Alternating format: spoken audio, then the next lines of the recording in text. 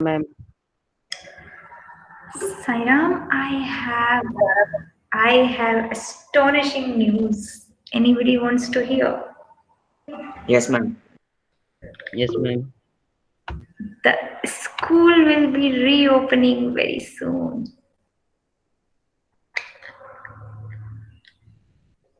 Makes me very happy. Seriously, very happy.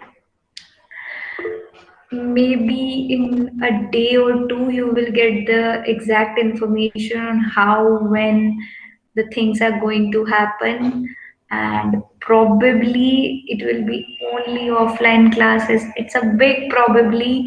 I am telling you in advance so you can mentally psych yourself up to be physically present here, and it's going to be so much fun. It's not fun anymore in the online classes. You people do not respond to anything I say. You just shut off your cameras, sit idly. I don't know what you do behind the cameras. Saira, ma'am. I am. So now it's going to be a good experience for all of you back again. Any thoughts?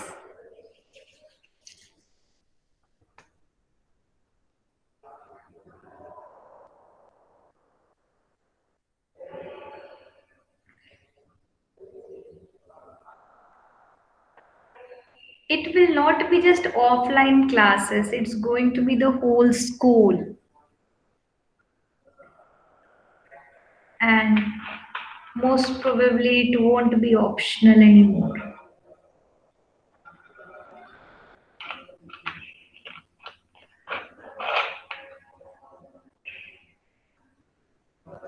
Because the government says so. We have received a circular from the government which says that the classes of 9 to 12 should be opened on regular basis. Of course, we will be taking all the precautions and everything, but it's time. You have enjoyed things too much. I am not doing anything. It's not in my hand. I am just conveying you the message. I didn't ask anybody to open the school. It's the government who says open the school. I'm coming here. I'm sitting here. Coronavirus may not go for many, many years. What are you going to do? Just sit at home and enjoy your life. Life has to go on, albeit with a lot of precautions, with many, many precautions. We are going to do everything. There are lots of sanitizers at all the gates. If you had bothered to come at school, you will know. There are sanitizers, and the school will be definitely less crowded. We have not yet finalized the fine print, but let's see how we get this thing going.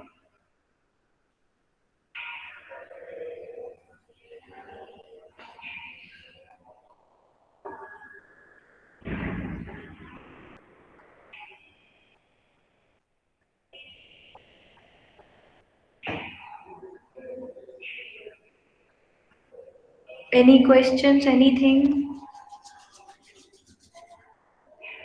So the time of your freedom is up. So let's start talking about the things that we have to do. The first thing what we will do when the school reopens is we will do the map work. Map work is mandatory. Map work is very extremely important. जो तुम लोगों को hand tracing का मैंने काम दिया है वो करके रख लो. You do not have time. You might be in school like 2 days from now on. I want those maps. I want you here and I want you to work diligently. You have had a lot of fun. You have been laxed a lot.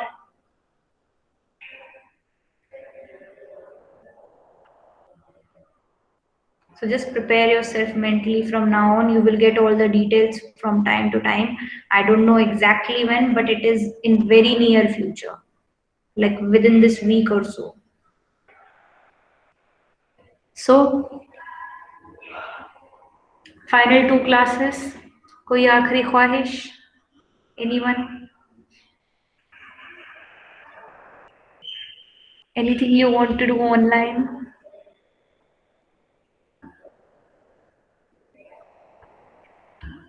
Nothing?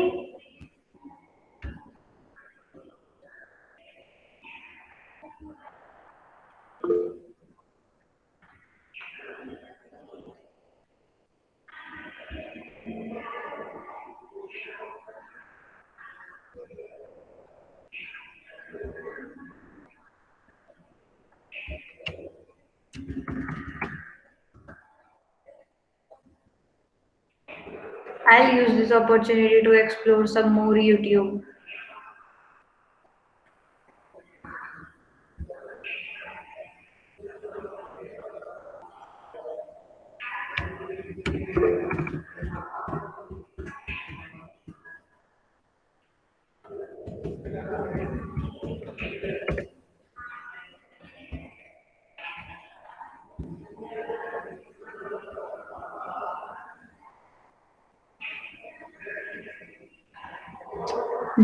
बहुत ही अच्छा विचार है, बहुत ही उच्च विचार है, but we cannot comment on this. And every precaution is going to be taken place. ऐसा थोड़ी होगा कि बस यहाँ पर आओ and everything will be normal again. It's going to be very strict.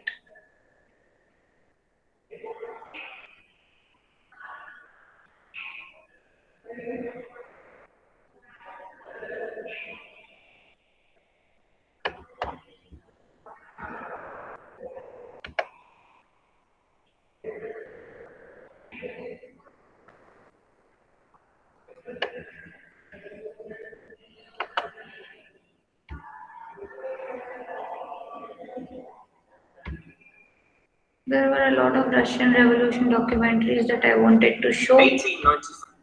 which I will not be able to show once this. I don't know, Pujit. All these things are going to be fine printed in a few days. I just told you the plan. वो plan कैसे execute होगा वो मुझे भी नहीं पता.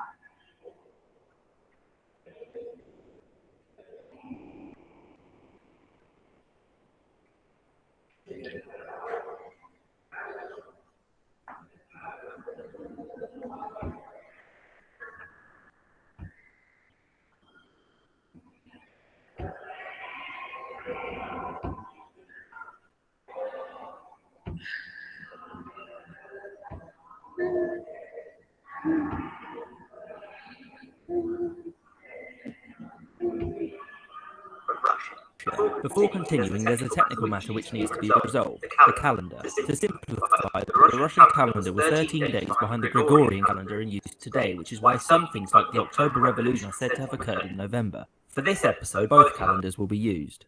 So, Nicholas II was an absolute monarch, which meant that he had the final say on everything concerning the Russian Empire, which was huge. During the late 19th century, Russia has seen rapid industrialization. Alongside this came new ideas such as the communist ideals of a certain Karl Marx, which led to the working class of Russia demanding greater representation. So, to grossly oversimplify, communism is a political ideology which argues that the means of production, such as factories, should be collectively owned by everyone as opposed to individuals. It wanted to abolish social classes and believed that the economy should be entirely controlled by the central government. The Imperial Russian government suffered from being somewhat distant and incompetent. For example, agriculture was slow to industrialize and there were numerous foreign policy failings. The most notable of these failings were the ones which caused conflict with the Japanese, leading to the 1904 Russo-Japanese War. So, to simplify, the reasons for war can largely be chalked up to Japan expanding its influence in Korea and Russia refusing to accept it. The Japanese decided that war would settle it and so launched a sneak attack against the Russian fleet in Port Arthur, which Russia had leased from China. The Japanese would continue with a string of victories, such as the Battle of Mukden and the Battle of Tsushima. This embarrassed the Russians, and during peace negotiations led by a certain Sergei Witte, Russia lost Port Arthur and half of Here. Unfortunately for Russia, military defeat wasn't their only problem at this time. The most notable event was called Bloody Sunday, in which a priest called Father Gapon led a procession through Russia's capital St. Petersburg to present a petition to the emperor. The crowd was fired upon, leading to hundreds of deaths, which then caused riots across the empire. Witte was tasked with ending the rioting and presented a compromise, the formation of political parties and an elected assembly called the Duma. For the record, this Duma was mostly useless since it had no authority and Nicholas II could still do whatever he wanted. There were some elections and the emperor appointed a new prime minister, Pyotr Stolypin. Stolypin would bring about much needed agricultural reform before being assassinated in a theatre in 1911, in front of the emperor. 1914 was a big year for Russia since St. Petersburg was renamed to Petrograd because it sounded more Russian. Another event which was also probably important was the First World War, in which Russia had mixed success. To raise morale and against the advice of literally everyone, Nicholas appointed himself as the head of the army. He left his wife, Empress Alexandra, in charge of the capital with her advisor, Grigory Rasputin. After Russia's failings on the Eastern Front, Rasputin was blamed for corrupting the royal family and was eventually assassinated in 1916. Nicholas, as the head of the army, was seen as responsible for the failings of the war. War fatigue and food shortages led to protests which Nicholas had hoped to put down with the army. Well, the army mutinied and joined the protesters. In order to calm the situation, some Russian generals met with Nicholas and urged him to abdicate, which he did in 1917. Nicholas's abdication led to certain exiled peoples, most notably Vladimir Lenin, returning to Russia.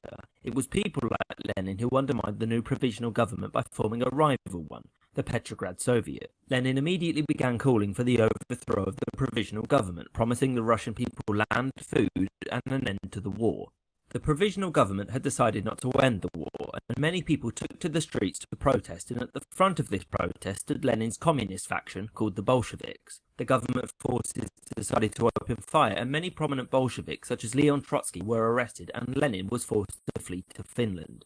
Trotsky wouldn't spend long in prison, since the new Russian Prime Minister, Alexander Kerensky, appointed a new head of the army, Levir Kornilov. Kerensky and Kornilov quickly fell out, and Kornilov marched his troops on Petrograd. Kerensky released many of the Bolsheviks, since their military arm, the Red Guard, were the only ones that could stop Kornilov. Kornilov never reached Petrograd due to Bolshevik sabotage and was later arrested. Lenin returned to Russia and, in a shocking turn of events, called for the overthrow of the government. This time, the overthrow was to be violent. Lenin placed Trotsky in command of the revolution. The Bolsheviks seized city infrastructure, Kerensky fled, and shortly afterwards the Bolsheviks seized the Winter Palace, the seat of the Russian government. Lenin then declared to the Petrograd Soviet that the Bolsheviks were now in control, and Trotsky dismissed their opponents. Immediately after the revolution, Lenin announced 3 decrees.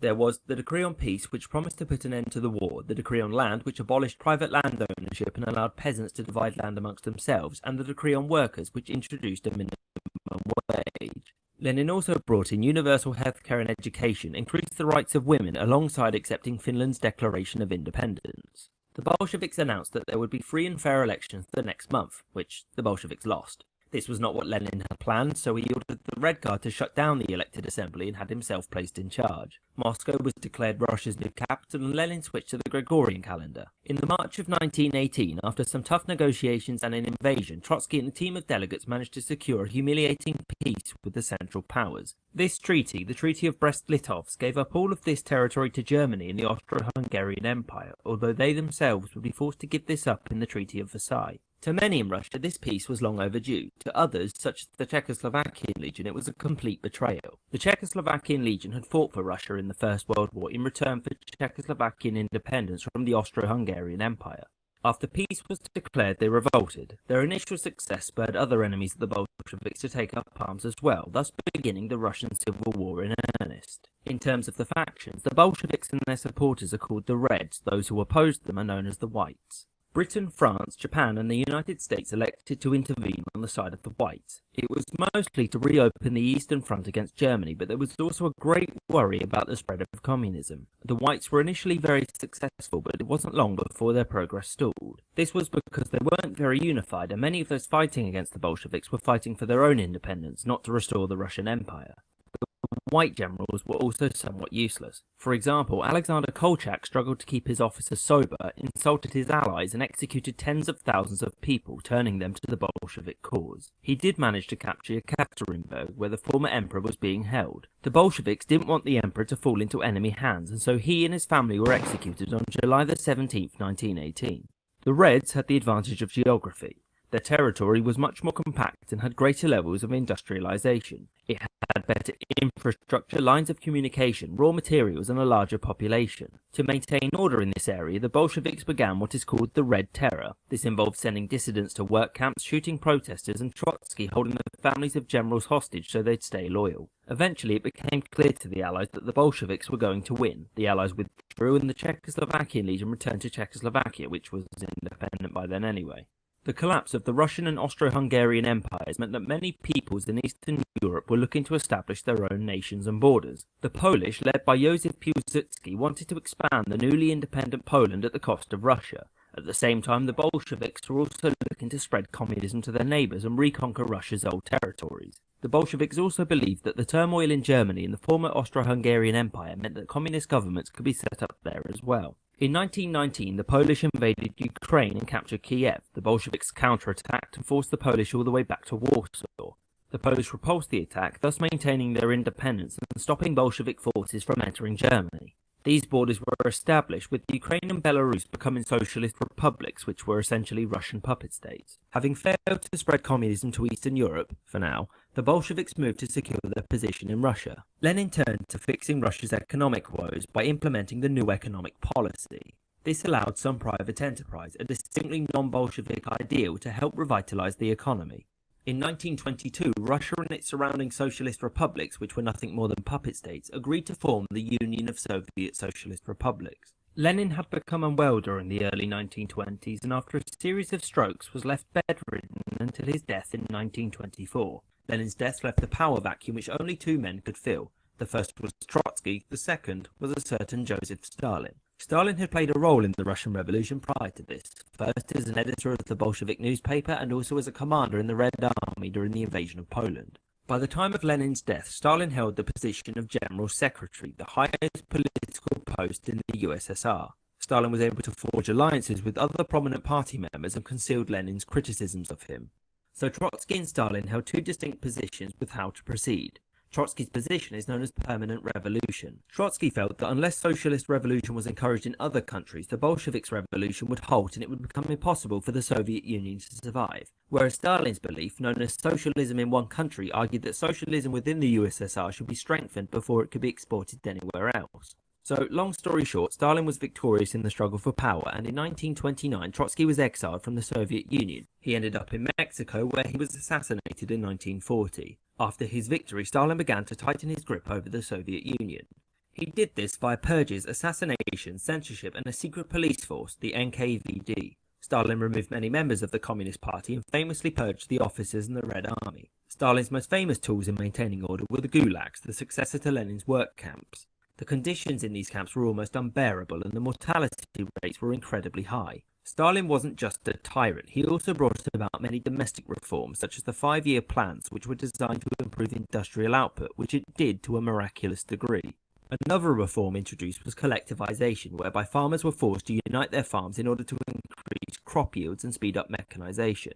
It should be remembered that Stalin's reforms changed Russia from an empire struggling to keep up to a political and economic powerhouse. So, in conclusion, the legacy of the Russian Revolution is hard to measure. In many respects, all it did was replace one authoritarian regime with another. It's worth noting that the actions of Lenin, Trotsky, Stalin and many others helped turn Russia into a superpower, one which was vital to stopping the Nazis. One area where it definitely changed the world was that it marks the last point in which Russia and the West saw each other as allies. I hope you enjoyed this episode and thank you for watching.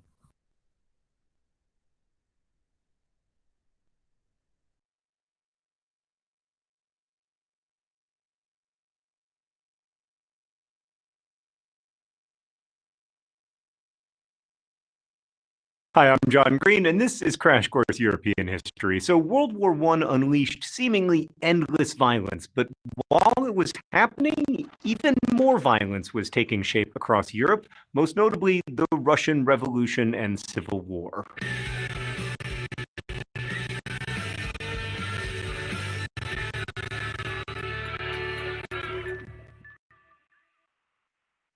The failure of Tsar Nicholas II's government in directing the war effort caused immense suffering. He built no efficient administration to ensure adequate weaponry or transportation or food or medical care or the other necessities of modern warfare.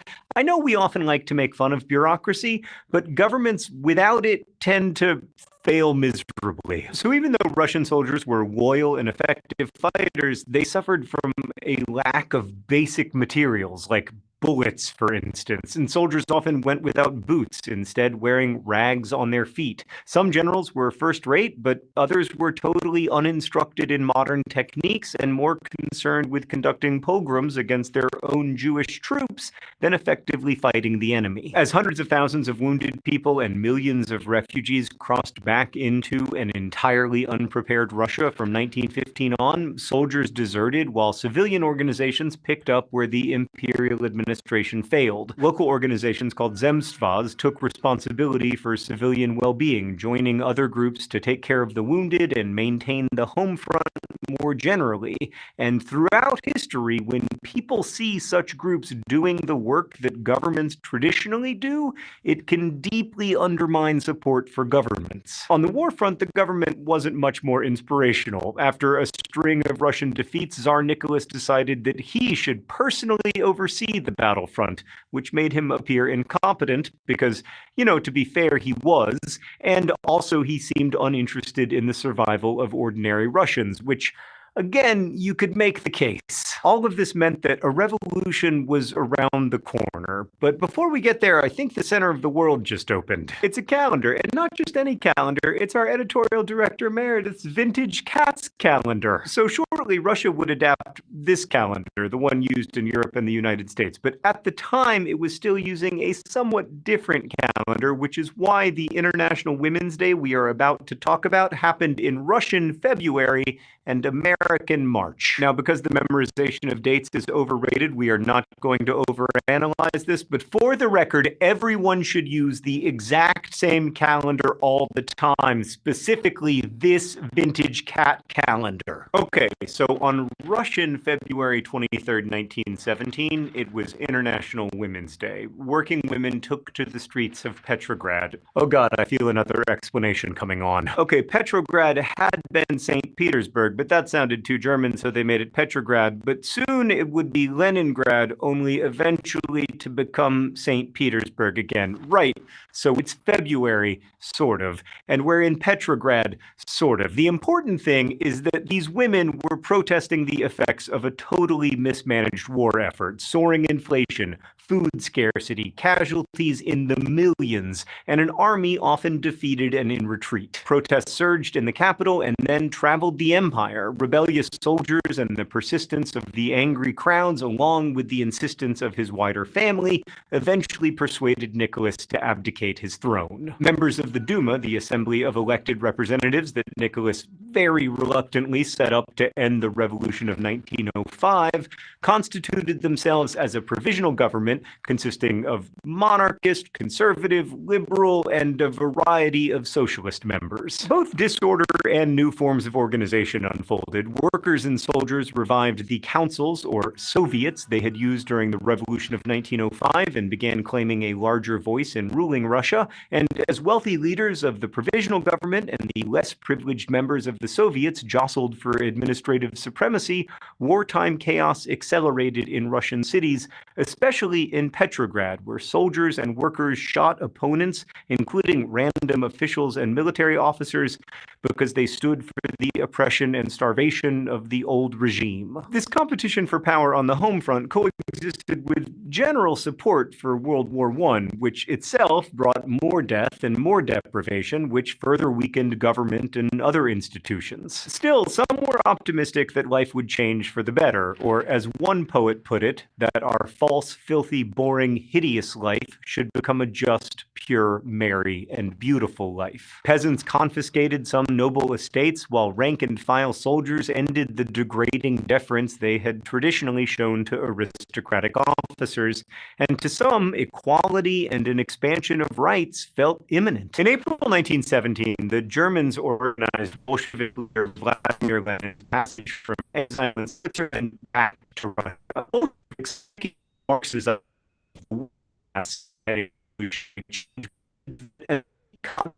leader needed to lead the revolution. But in return to Russia, he began making speeches and declared a platform of and an objection of continuing war, and so possibly appealed to angry, landless, and weird. With the other two, he helped make the Bolshevik and their in fact, among soldiers, and they craftily altered their own position as the wind blew, sometimes appealing to agree or certain government positions, and at other times calling for violence and democratic politics. Most voters wanted for violence of old and create a new society. Only deliberately inflicted would crush the aspirations of democratic Russia. In summer of 1917, a charismatic lawyer named Alexander Kerensky came to head the provisional government with the aim of reviving Russia's capacity to fight in World War I. But the effort ultimately failed. The government, targeted by Bolshevik propaganda and organizing, had grown fatally weak. Let's go to the thought bubble.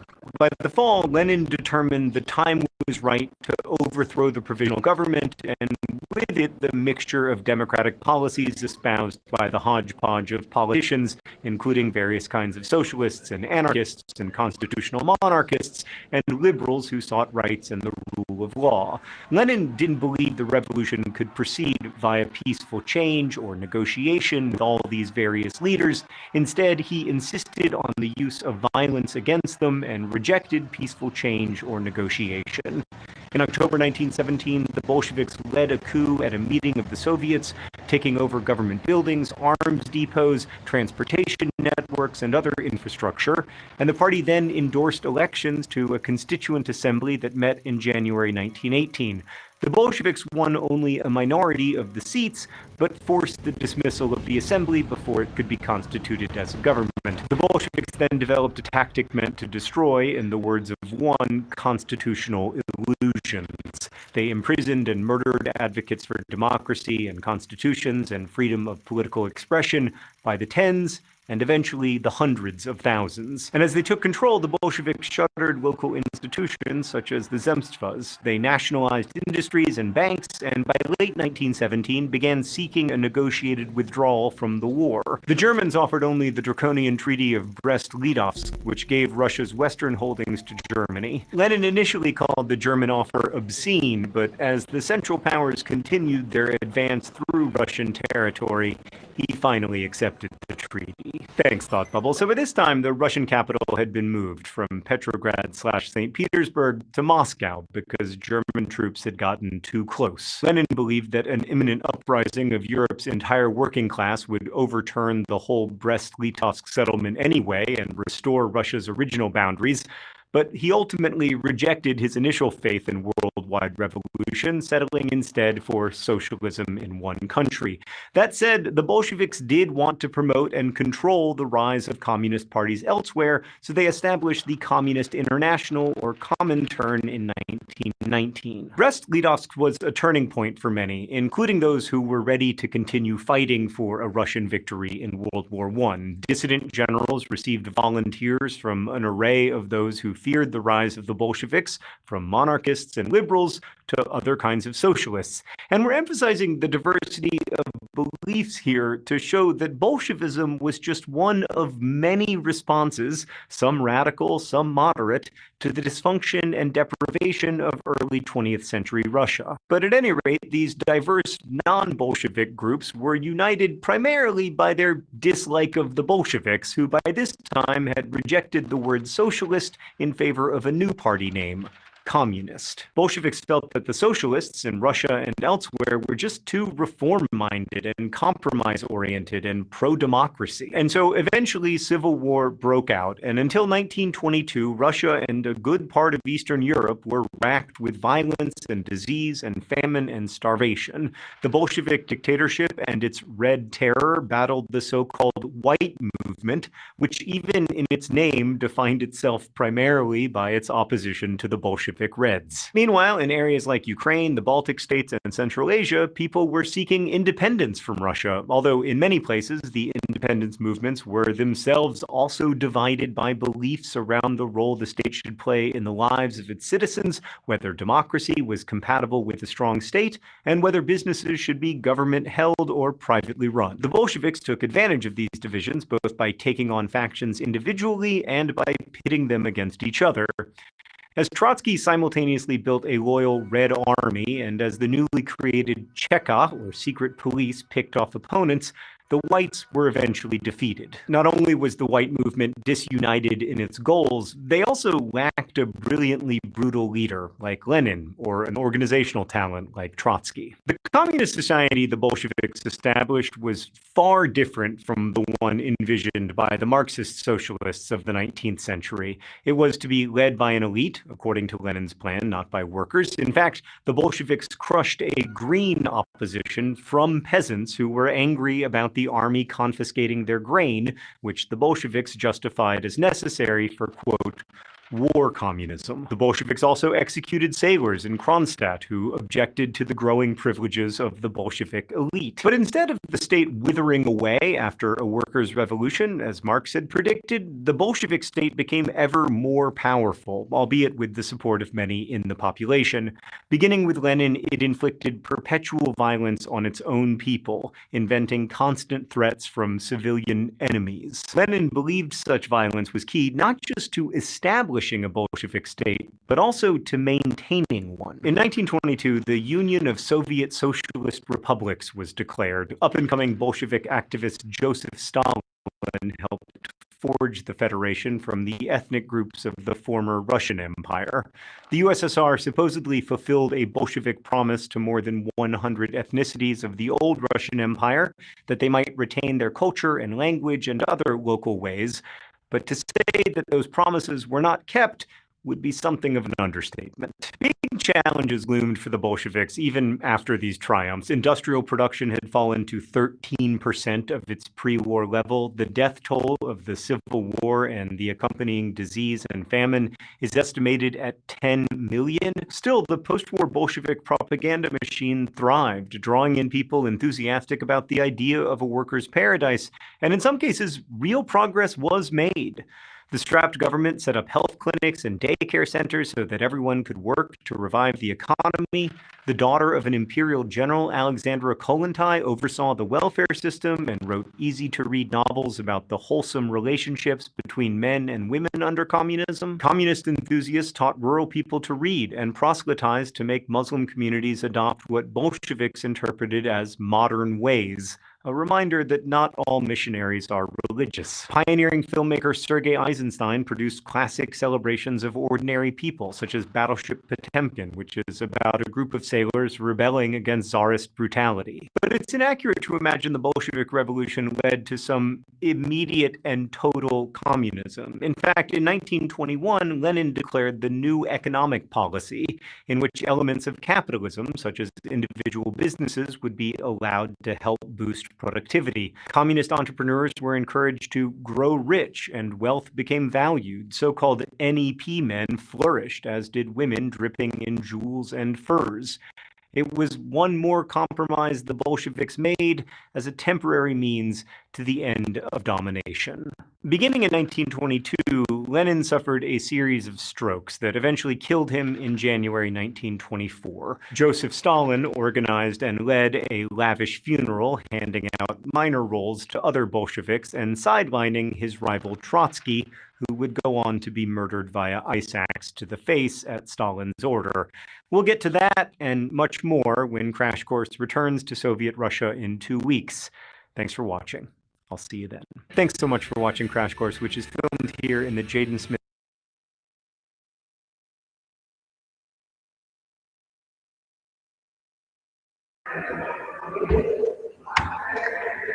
Okay, so I think tomorrow we also have a class, so we will see what to do next. Just prepare yourself again, reminding you. So that will be all. Thank you and Sairam. Sairam, ma'am. Sairam. Sairam, ma'am.